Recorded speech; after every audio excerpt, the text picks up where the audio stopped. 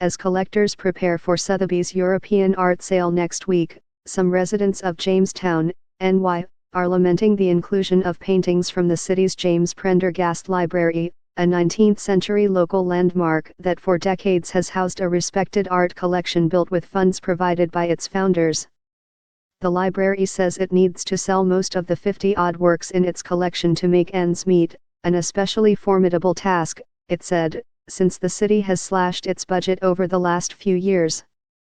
But critics of the sale say that the works are an irreplaceable part of Jamestown, a small city near Lake Erie that is the birthplace of Lucille Ball and has suffered economic hardships.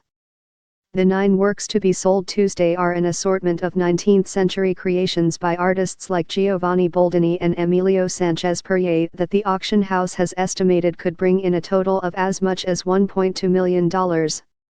A sale in October by Sotheby's, of another 6 paintings from the library, brought the institution more than $300,000. More are scheduled to be sold in 2018, Sotheby's said. As many of the great American collections of the 19th century have been dismantled, the auction house wrote on its website, the James Prendergast Library's diverse and dynamic paintings have preserved the grandeur of the period for generations of visitors.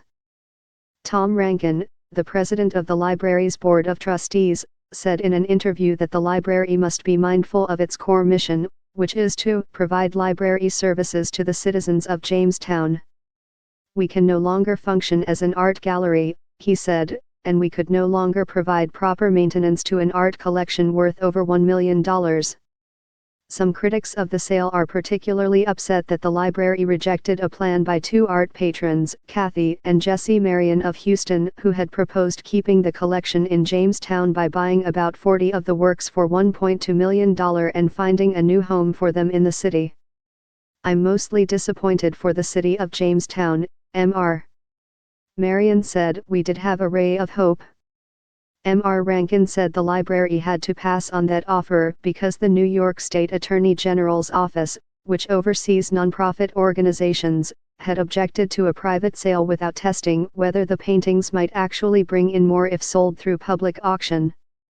The library's sale of the paintings comes as the Berkshire Museum in Pittsfield, Massachusetts, was still fighting to sell multiple works from its collection, including 2 by Norman Rockwell.